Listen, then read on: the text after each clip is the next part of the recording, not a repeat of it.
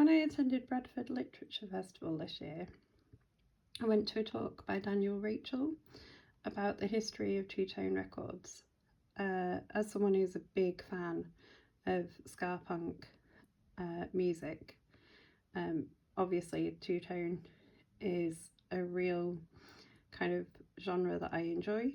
So I thought this was a really fascinating thing to listen to, and the talk was brilliant. It was held with a really knowledgeable moderator who'd also kind of made a movie about the history of two-tone, so you got a really in-depth, interesting discussion.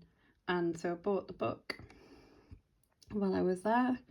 While they were discussing it, they also talked about Rock Against Racism, which I kind of think, if you know any of the history of two-tone, you kind of need to think about Rock Against Racism as well. And the author had written this book too, Walls Come Tumbling Down, which is the history of Rock Against Racism, two-tone and the Red Wedge. That one is told more like an oral history. This one's a bit more of a standard non-fiction novel. They're both really well written historical accounts of what were quite influential movements at the time. So two-tone is burnt out quite quickly. It was a very short-lived musical genre. It only lasted a couple of years and a few kind of hit singles and things, but the bands are still around. I've been to see the Selector recently, who are one of the bands mentioned in here. We can still hear Madness. So the music is still there and it's still influencing people to this day. And obviously punk and a lot of other bands had issues with racism and being used for purposes that they didn't always agree with in the past, and I think movements like Rock Against Racism made a really big impact on that.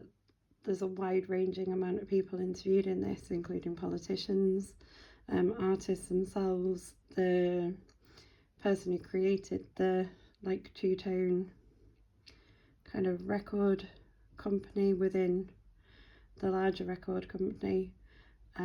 And if you're interested in any kind of sort of music or the history of music or things, and these are really well written, engaging books. I read the first one in a couple of days, which for non-fiction is really good for me. I heartily recommend this author's writings to you. There's a whole range of books, probably all covering all kinds of music that people would enjoy. I'll definitely be going back to look at other things that he's written after finishing these two. I've added a little skateboarder figure to represent the kind of music I enjoy. It's a bit of skate punk going on there and a bit of ska punk mixed in. Sure she would appreciate the music of the specials.